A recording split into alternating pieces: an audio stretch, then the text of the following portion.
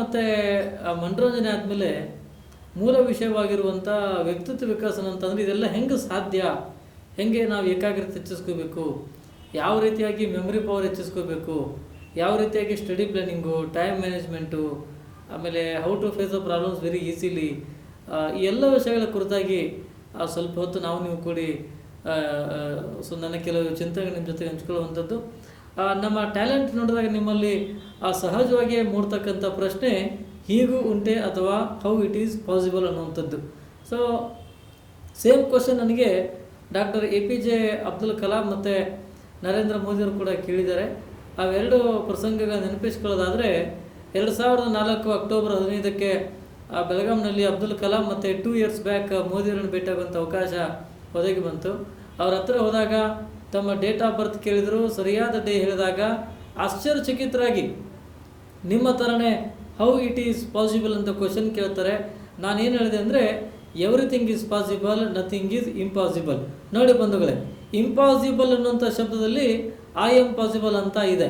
I am possible ಅಂತಂದರೆ ನಾವು ಮನಸ್ಸು ಮಾಡಿದರೆ ಏನು ಬೇಕಾದರೂ ಸಾಧಿಸ್ಬೋದು. ಈ ಮಾತಿನ ಅರ್ಥ ಇಷ್ಟೇ ಬಂಧುಗಳೇ, ಸಾಧನೆಗೆ ಅಸಾಧ್ಯವಾದ ಯಾವುದೂ ಇಲ್ಲ, ಎಲ್ಲವೂ ಕೂಡ ಸಾಧ್ಯ ಇದೆ. ಸಾಧನೆ ಎಂಬುದು ಸಾಧಕನ ಸೊತ್ತೇ ಹೊರತು ಸೋಮಾರಿಯ ಸೊತ್ತಲ್ಲ ಅನ್ನೋ ಹಾಗೆ. ಸೊ ನೀವೆಲ್ಲರೂ ಕೂಡ ಪ್ರತಿಭಾನ್ವಿತರು, ನೀವು ಯಾರೂ ದಟ್ಟರಲ್ಲದು. ಸೊ ನಿಮ್ಮೆಲ್ಲರ ಹತ್ರ ಒಂದಿಲ್ಲ ಒಂದು ಕ್ಷೇತ್ರದಲ್ಲಿ ಪ್ರತಿಭೆ ಇರುತ್ತೆ. ನನ್ನ ಪ್ರಕಾರ ಪ್ರತಿಯೊಬ್ಬರ ಹತ್ರನೂ ಒಂದು ಟ್ಯಾಲೆಂಟ್ ಇರುತ್ತೆ. ಅದು ಕಲೆ, ಸಾಹಿತ್ಯ, ಸಂಗೀತ, ಸ್ಪೋರ್ಟ್ಸ್, ಹೀಗೆ ಒಂದೇ ಮಾತನ್ನಕ್ಕೆ ಇಷ್ಟಪಡ್ತೇನೆ. ಗಮನಿಟ್ಟು ಕೇಳಿ ಈ ಮಾತನ್ನು. ಯಾರು ನಿಮ್ಮನ್ನು ದಡ್ಡ ಅಂತ ಕರೀತಾರೆ, ನನ್ನ ಪ್ರಕಾರ ಅವರೇ ನಿಜವಾದ ದಡ್ಡರು. ಆದರೆ ದುರದೃಷ್ಟಕರ ಸಂಗತಿ ಏನಂದರೆ ನಿಮ್ಮಲ್ಲಿ ಏನು ಟ್ಯಾಲೆಂಟ್ ಇರುತ್ತೆ ಎಂಬುದು ನಿಮಗೆ ಗೊತ್ತಿರೋದಿಲ್ಲ ಮತ್ತು ಅದನ್ನು ಸರಿಯಾಗಿ ಸದ್ಬಳಕೆ ಆಗ್ತಾಯಿಲ್ಲ. ಸೊ ಬಂಧುಗಳೇ, ನಿಮ್ಮಲ್ಲಿ ಜ್ಞಾನ ಮತ್ತು ಟ್ಯಾಲೆಂಟ್ ಇತ್ತು ಅಂತಂದರೆ ಜಗತ್ತೇ ನಿಮ್ಮ ಹತ್ರ ಬರುತ್ತೆ ಅನ್ನೋದಕ್ಕೆ ನಾನೊಂದು ಉದಾಹರಣೆ ಸಮೇತ ಹೇಳೋದಾದರೆ, ಒಬ್ಬ ರಾಜ ಮತ್ತು ಪ್ರತಿಭಾನ್ವಿತರಿರ್ತಕ್ಕಂಥ ವ್ಯತ್ಯಾಸವನ್ನು ಉದಾಹರಣೆ ಸಮೇತ ನೋಡೋಣ. ಒಬ್ಬ ರಾಜ ಅಥವಾ ಪ್ರಧಾನಮಂತ್ರಿ ತನ್ನ ಅಧಿಕಾರದ ಬಲದಿಂದ ಇಡೀ ರಾಜ್ಯವನ್ನು, ದೇಶವನ್ನು ಆಳಬಹುದು. ಇಲ್ಲಿ ಅವನಿಗೆ ರಾಜ ಮರ್ಯಾದೆ. ಆದರೆ ಅದೇ ವ್ಯಕ್ತಿ ಹೊರ ರಾಜ್ಯಕ್ಕೂ ಅಥವಾ ಹೊರದೇಶಕ್ಕೆ ಹೋದರೆ ಇಲ್ಲಿ ಸಿಗುವಷ್ಟು ಗೌರವಗಳು ಸಿಗೋದಿಲ್ಲ. ಬೆಳಗ್ಗೆ ನೀವೆಲ್ಲ 5 ಗಂಟೆಗೆ ಹೇಳಬೇಕು, ರಾತ್ರಿ ಬೇಗ ಮಲ್ಕೊಳ್ಳಿ. 5ರಿಂದ 5:30 ಗಂಟೆವರೆಗೆ ನಿಮ್ಮ ದೈನಂದಿನ ಚಟುವಟಿಕೆಗಳು ಮುಗಿಸ್ಕೊಂಡು 5:30ರಿಂದ 6:30 ಗಂಟೆವರೆಗೆ ಯೋಗ ಮತ್ತು ಧ್ಯಾನ ಮಾಡಬೇಕು. ಯೋಗ ಅಂದರೆ ಆಸನಗಳನ್ನು ಇರ್ತಲ್ಲ, ಅವುಗಳನ್ನು ಮಾಡಬೇಕು. ಧ್ಯಾನ ಅಂದರೆ ಮೌನವಾಗಿ ಕೂತ್ಕೊಂಡು ಧ್ಯಾನ ಸ್ಥಿತಿಯಲ್ಲಿ ಈ ರೀತಿ ಕೂತ್ಕೊಂಡು ನೀವು ಆರಾಧನೆ ಮಾಡುವಂಥ ಭಗವಂತನ ನಾಮಸ್ಮರಣೆ ಮಾಡಬೇಕು.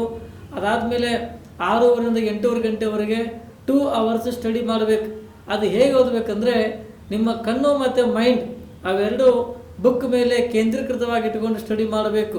ಹೀಗಾಗಿ ಬಂಧುಗಳೇ, ನಿಮ್ಮ ಜೀವನದಲ್ಲಿ ಯಶಸ್ಸನ್ನು ಸಾಧಿಸಬೇಕಾದ್ರೆ ಕೇವಲ ಈ 3 ಗಂಟೆಗಳ ಕಾಲ ಸಾಕು. ನೀವೇನಾದರೂ ಈ ಟೈಮ್ ಟೇಬಲ್ ಫಾಲೋ ಅಪ್ ಮಾಡಿದಾಗಿದ್ದರೆ ನಾನು ಗ್ಯಾರಂಟಿ ಕೊಡ್ತೇನೆ, 1 ತಿಂಗಳ ಒಳಗಾಗಿಯೇ ನಿಮ್ಮ ಜೀವನದಲ್ಲಿ ಪ್ರಗತಿಯನ್ನು ಸಾಧಿಸಲಿಕ್ಕೆ ಸಾಧ್ಯ ಇದೆ. ಆ ನಿಟ್ಟಿನಲ್ಲಿ ನೀವೆಲ್ಲರೂ ಕೂಡ ಗಮನ ಹರಿಸಬೇಕು. ಹಾಗೆಯೇ ಯಾವ ರೀತಿಯಾಗಿ ಎಕ್ಸಾಮನ್ನು ಫೇಸ್ ಮಾಡಬೇಕು. ಬಂಧುಗಳೇ, ನಮಗೆಲ್ಲ ಎಕ್ಸಾಮ್ಸ್ ಅಂದರೆ ಸಾಕು ಚಳಿ ಜ್ವರ ಬಂದುಬಿಡ್ತವೆ. ಯಾಕೆ ಅಂತಂದರೆ ಯಾರು ಎಕ್ಸಾಮು ನಾಳೆ ಇದೆ ಅಂತಂದರೆ ಇವತ್ತು ಓದ್ತಾರಲ್ಲ ಅಂಥವ್ರಿಗೆ ಮಾತ್ರ ಭಯ ಇರುತ್ತೆ. ಬಂಧುಗಳೇ, ಈ ಪರೀಕ್ಷೆ ಅನ್ನುವಂಥ ಭಯವನ್ನು ಬೇರು ಸಮೇತ ಕಿತ್ತು ಹಾಕಬೇಕಾದ್ರೆ ಇರ್ತಕ್ಕಂಥ ಒಂದೇ ಒಂದು ಮಾರ್ಗ ಯಾವುದು ಅಂತಂದರೆ, ಯಾರು ಪ್ರತಿನಿತ್ಯ ಕ್ಲಾಸ್ ರೂಮ್ನಲ್ಲಿ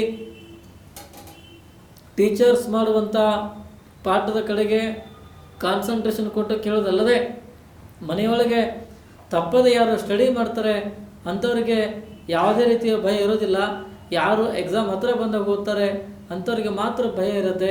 ಬಂಧುಗಳೇ, ಪರೀಕ್ಷೆ ಎಂಬುದು ಯುದ್ಧವಲ್ಲ. ಅದು ನಾವೆಲ್ಲರೂ ಸೇರಿ ದಸರಾ, ದೀಪಾವಳಿ, ಸಂಕ್ರಾಂತಿ, ಯುಗಾದಿ ಈ ಎಲ್ಲ ಹಬ್ಬಗಳನ್ನು ಹೇಗೆ ವಿಜೃಂಭಣೆಯಿಂದ ಆಚರಣೆ ಮಾಡ್ತೇವೆ, ಅದೇ ರೀತಿ ಪರೀಕ್ಷೆಯೂ ಕೂಡ ಒಂದು ಹಬ್ಬದ ರೀತಿಯಲ್ಲಿ ನಾವೆಲ್ಲರೂ ಕೂಡ ಆಚರಣೆ ಮಾಡಿದಾಗ ಮಾತ್ರ ಈ ವ್ಯವಸ್ಥೆಯಿಂದ ಹೊರಬರಬಹುದಾಗಿದೆ. ಕೊನೆಯದಾಗಿ ನಾವೆಲ್ಲರೂ ಕೂಡ hard work, meditation, dedication, preservation and determination ಈ ಎಲ್ಲ ಅಂಶಗಳು ಜೀವನದಲ್ಲಿ ಸಾಧನೆ ಮಾಡಲಿಕ್ಕೆ ಪೂರಕವಾಗುವಂಥ ಅಂಶಗಳಾಗಿವೆ.